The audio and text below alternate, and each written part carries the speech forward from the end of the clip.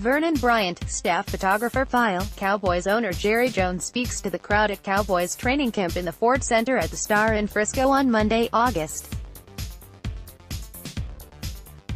20, 2018. Vernon Bryant, the Dallas Morning News, on the occasion of the Cowboys' golden anniversary, a friend and recovering sportswriter propositioned your intrepid reporter about a coffee table book on the boys. Naturally, he wanted a go-between with Jerry Jones. Didn't take long to disabuse him of any such notions. First, under the terms of my current professional relationship with Jerry, it would be considered highly unethical to engage in any business dealings. And more to the point, he'd end up with all the money after we did all the work. The reason for bringing this up is that even after all this time, not to mention therapy, people still don't get Jerry. Let's try this once more.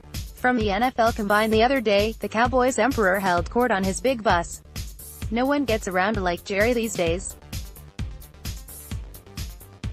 Besides the bus, he owns a jet, and, of course, the pork chopper. Next thing you know, he'll be hanging out of an engineer's window, leaning on the whistle.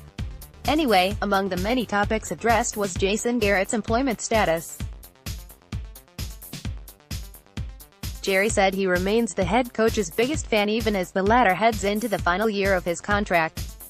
Which is a little like calling the lovely wife the most wonderful woman in the world, then whispering, "For your sake, honey, let's hope you can keep it up." Jerry covered up his point with a lot of excess verbiage, as he's wont to do, but one sentence in all the rest shone like neon. "We've got the kind of situation that I think our fans want. In other words, I'm doing this for you, because the last thing you want is a big, fat extension for a coach who's never gone deeper than 2 rounds in the playoffs." Jerry hears your complaint, loud and clear. The one about Garrett, that is. Hiring a general manager as a non-starter, as you should know by now. Besides, with his problems finding a head coach since Jimmy Johnson's unceremonious exit, what makes you think he'd be any better at hiring a GM? Even at that, the facts are the Cowboys haven't been so well run in decades. If you think that's hard to read, think what it was like to type. This is not saying the Cowboys are the league's model franchise. Hardly.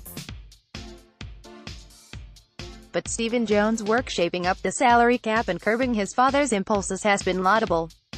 Will McClay's drafts have built one of the most promising young rosters in the league. Check out the late 90s and early aughts to see what Cowboys drafts once produced. They might as well have been picking alphabetically. Not that it probably matters, the Cowboys have never been more profitable, either. Jerry could simply kick back and watch the Brinks trucks roll up to the manse on Preston Road. According to Forbes, the most valuable franchise in all sports is worth $5 billion, up from the valuation of $63 million in 1989.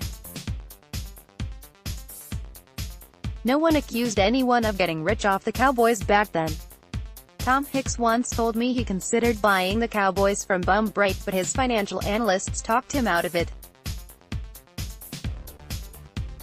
Clint Murchison, Tex Schramm, Tom Landry and Gil Brandt birthed and nurtured the Cowboys' mystique. But Jerry boxed, sold and delivered it. He's the Jeff Bezos of NFL owners.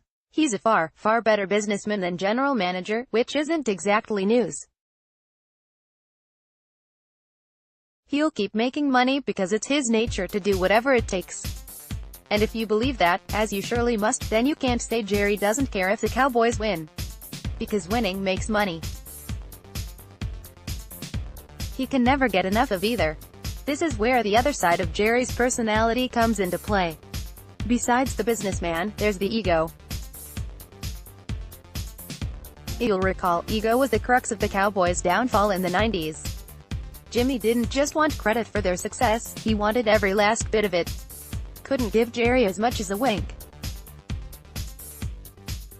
Time hasn't disproved Jimmy's opinion, but it has certainly steeled Jerry's resolve.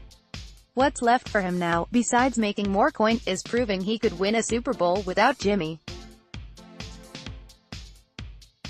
For my money, the Cowboys' chances haven't looked so good in a long time. This is why it's time to go out and sign Earl Thomas. You knew I couldn't pass up an opportunity. When you're close, you must go all in. Because they're close, Jerry's not going to be content with another ending like the last one. Because he doesn't have another 30 combines in him, as he said the other day. He needs results now. Jerry might be difficult to understand at times, but he's not hard to read. For that matter, he's not so different from you. Never mind the rose petals he casts at Garrett's feet. His actions show his bottom line.